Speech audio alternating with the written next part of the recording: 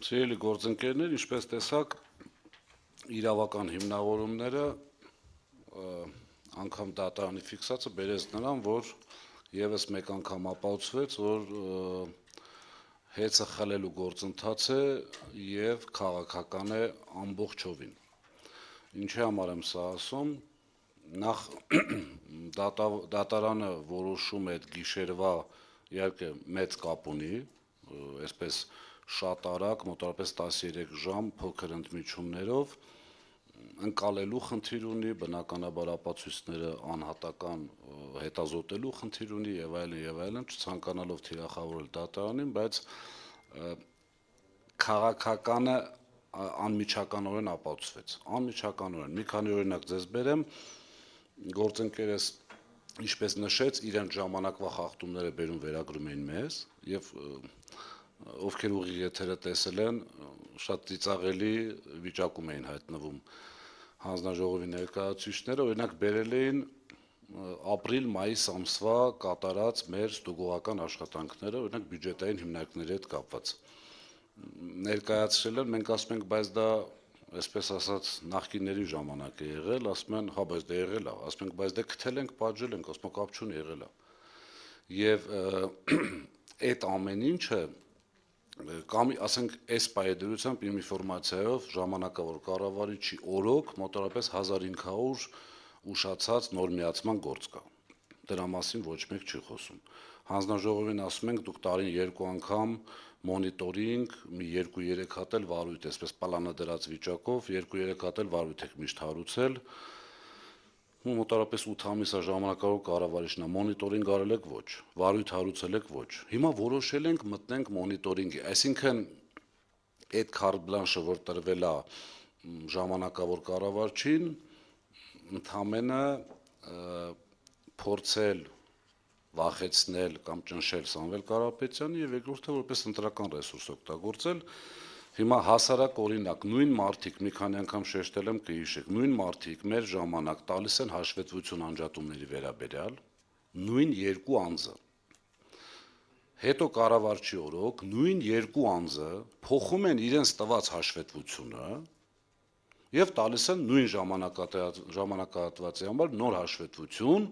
ըստ որի մենք խաբել ենք հանձնաժողովին, այսպես ասած։ Եվ այդ նույն երկու անձը այսօր աշխատում են հետ։ Հետևությունները թողնում եմ մեզ դիտողներին եւ ձեզ։ Հիմա 70 եւ ավելի միլիարդ շահույթ ունենալու դեպքում մարդը չի վերցրել իր շահույթը։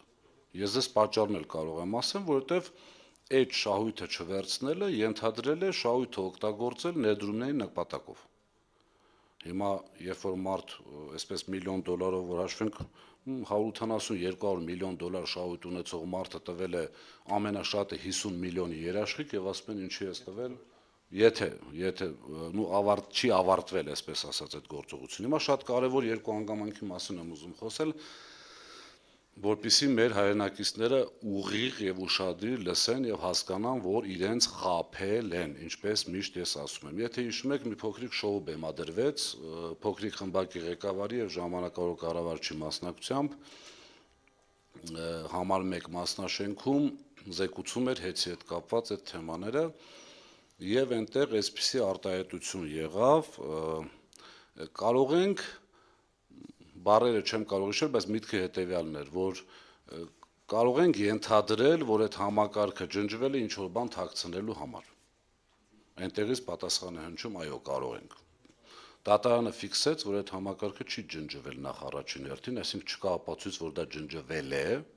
նախ դիտավորությունը բացառում է, եւ երկրորդը չի ուսումնասիրել ընդհանրապես արդյոք ջնջվել է կամ արդյոք վերականգնման ենթակա է թե ոչ։ Դա մի սուտ, ուղղակի սուտ, բառից բուն իմաստով, թող դատի տան, թող հերքեն, չգիտեմ ինչ անեն։ Երկրորդ հանգամանքը հավելագրումների հետ կապված, երբ որ ճեպազրույցներից մեկի ժամանակ ասվեց մտել են 3 միլիոն մարդու գրպանը։ Դատարանը ասեց, որ սուտ եք խոսում։ Դատարանը իր որոշումով ասեց, այդ հայտարարողին համապատասխան անձին ասեց, դուք սուտ եք խոսում։ Դա չի հիմնավորվում որևիցե ձևով։ Եվ երրորդ շատ կարևոր հանգամանք կա, եթե հիշում եք, փոքրիկ խմբակի շատ ներկայացուցիչներ ուղիղ հայտարարում էին, որ դաժողորինակներով, չէ՞, հիշեք, այն ժողովուրդ ջան, այն հոսանքը, որ դուք գումարը տանում վճարում եք հոսանքի համար, այդտեղ նաև ներառված են այն վարկերը, որոնք վերցրել են, այդ տոկոսները, որոնք տրվել են եւ այլն եւ այլն։ Մի քանի անցկա չեմ ուզում իրենց անունները տալ, ուղղակի իրենք լավ գիտեն, դուք էլ գիտեք ովքեր են այդպիսի բաներ հայտարարել, եւ ՀՄԿ-ի եթերում, եւ ազգային ժողովում, եւ այլն եւ այլն։ Հիմա հարց.